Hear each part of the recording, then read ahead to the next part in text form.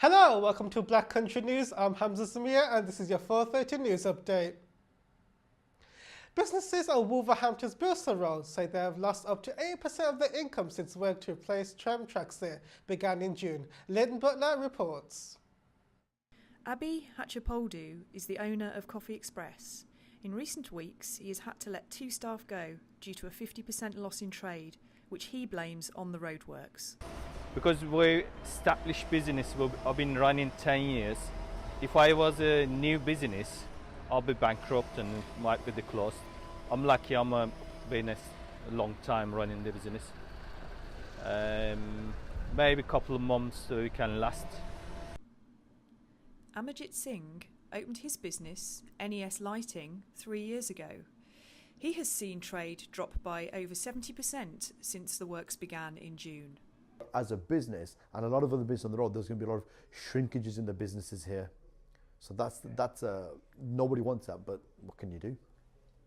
Earlier today, I spoke to a representative from the Midlands Metro Alliance, the organisation responsible for the works on behalf of the West Midlands Combined Authority. She stressed the MMA was doing everything it could to support local businesses, including meeting with firms, providing signage, accommodating deliveries and distributing thousands of leaflets in the area. However, she did say she appreciated the situation was frustrating due to the time and scale of the works. This is Lynn Butler, Black Country News, Bilston Road, Wolverhampton. West Midlands Police have faced a 27% reduction in officers over the last 7 years, despite there being a large rise in serious crime and serious sexual offences. Chief Constable Dave Thompson appeared at Commons Select Committee, expressing his concern about the budget cuts. I think the challenge the service faces, and I think has become very focused across this year, is the balance of delivering a traditional and valued service to the public on things that the public still think matter to them, as well as dealing with a broader and increasing range of threats. And it's this breadth of mission now that the service faces in 2017 that's challenging. A new study has revealed Wolverhampton has the second highest rate of obese children in the UK. Malcolm Wright reports. Councillors have backed plans to limit the amount of takeaways in Wolverhampton. The proportion of takeaways in the city is higher than the national average, with more than 1 takeaway per 1,000 people. The plans mean that takeaways cannot open within a 400-metre radius or a 5 minutes walk from any secondary school in the city. There will be a public consultation on the matter from the 30th of October. Councillor Paul Sweet, Cabinet Member for Public Health and Wellbeing, said, "For several years we have worked closely with takeaways to encourage them to offer healthier options to customers. However, the sector continues to be dominated by retailers offering food in large portions which is high in fat, sugar and salt. This is not about the council telling people what they can and cannot eat.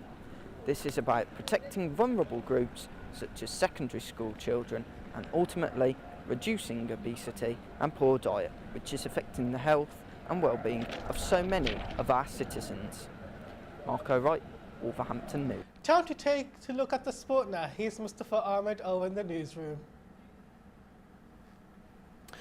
What a march made by Wolves last night against Manchester City. They resisted 90 minutes without receiving a single goal. The team lost the game in penalties despite displaying a heroic effort to win the match. Here's what the goalkeeper, Will Norris, had to say. We've ground it out, and they ground it out as well. So unfortunately, someone had to go out on pens, and unfortunately tonight it was us. The Wanderers are set to play their next game with Queen's Park Rangers on 28th October this month. Mustafa Ahmed, back to you, Hamza. Time for showbiz news now. Here's Adelina Kolpachki. A Wolverhampton model, Demi Rose, who is 22, is looking for love on a dating app. She is addressing the issue on her Instagram post, captioning, "This isn't a catfish, it's actually my Huggle profile," with a screenshot of it, with her jewels on the centre of attention. 7 junior doctors from Wolverhampton who trained at New Cross Hospital, get their share of the TV spotlight on the new BBC documentary series. The newly qualified medics were filmed going around the daily life there to give the viewers a taste of what it's like to start off in the profession. You can catch up on the first episode of the fantastic new documentary on the BBC iPlayer. Moving on to the Kardashians, and they are at it again. Kris Jenner is now being seen over the moon as she is hinting that her elder daughter, Khloe Kardashian, at the age of 33, is expecting her first child, as she has covered her bump in a video with her pregnant sister, 20-year-old Kylie Jenner. And now for the weather, here's Charlotte Lamb.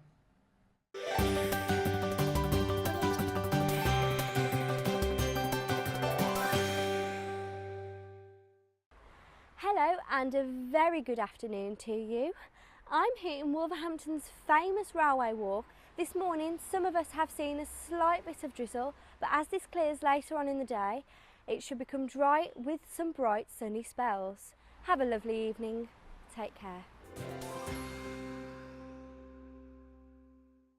Thanks for watching Black Country News. See you next week.